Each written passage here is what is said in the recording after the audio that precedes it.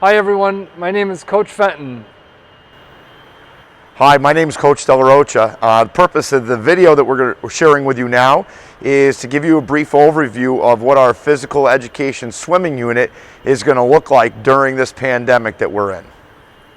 The first thing that we're going to discuss is what our system is going to look like. When the kids come down to the pool area, they're going to already be pre-assigned into one of two groups. We have a group A and a group B. Group A is going to immediately go right into the locker room to start getting changing into their swim gear, and I'll talk about the locker room in just a little bit. At that same time, while Group A is getting changed, Group B is going to be we're going to be taking attendance and also starting our dry land instruction. After each block is roughly 12 to 13 minutes in length. It's almost like they're set up as, if you think of them as stations.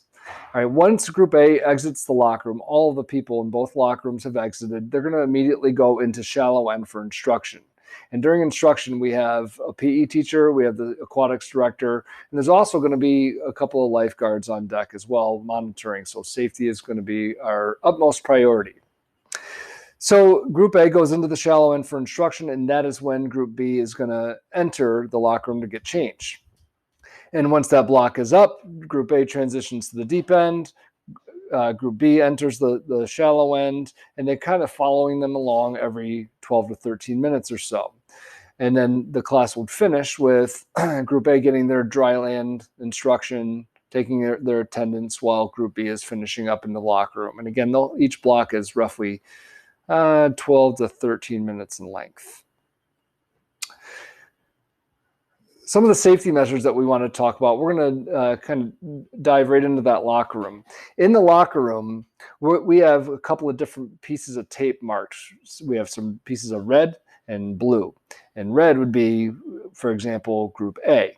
And each kid is going to be assigned a spot, and that's going to be their location to change. They'll be able to maintain privacy, and they're going to be well beyond 12 feet of space for that matter. It's almost like they're going to have their own little nook inside the locker room. The lockers and the surfaces in each group will not be shared, not only within their group A or B, but they're not going to be shared with the other group as well. So, for example, that's why we use the color coding tape. So one student who's Group A is going to go into a red piece of tape, and Group B is going to go into a blue piece of tape. They're not in the same location. So surface space is not shared. In between blocks, we have 4 blocks throughout the day. In between, there's a 9-minute transition between classes. During that time, the PE teachers, the lifeguards, and the aquatics director will be able to go into the locker room and sanitize all surfaces before the next block starts. And we only have to do that 4 times per day. The masks are going to be worn when they're not in the pool. So if they're receiving dry land instruction, or if they've come out and before they get into the pool, they're going to have a mask on. And they're going to have a mask that they're going to put it on a certain spot on the bleachers. And that's also marked 12 feet apart as well. And so when they enter the pool, when they're not going to have their masks on. Now, the pool is so large that there's only going to be probably at most, with our largest classes, 2 people per lane. And the lanes are marked off by lane lines, and there's also a black stripe on there. And we're going to tell our students to be 12 to 15 feet apart, and we have the sanitation from the chlorine that'll be able to kill the virus as well. So we're maintaining our safety there. Once the students are exiting the water, once they're done, the masks have to go back on upon entering the locker room. So masks are always worn except for when they are in the pool. Just some other safety measures that we would like to discuss, because we recognize that students enter into our aquatics unit with a vast range of experience in the water. Some have a ton of experience while others have none, and that's perfectly normal each and every year, so we're fully prepared for that. We have 2 lifeguards and 1, possibly 2 PE teachers, depending on the size of the class, and our aquatics director all on deck. We have life jackets available, and we ask the students who don't have extensive experience in the water to extend slightly out of their comfort zone, but we certainly won't want them to enter a state of panic, and we're fully prepared to tailor our lessons to meet their individual needs.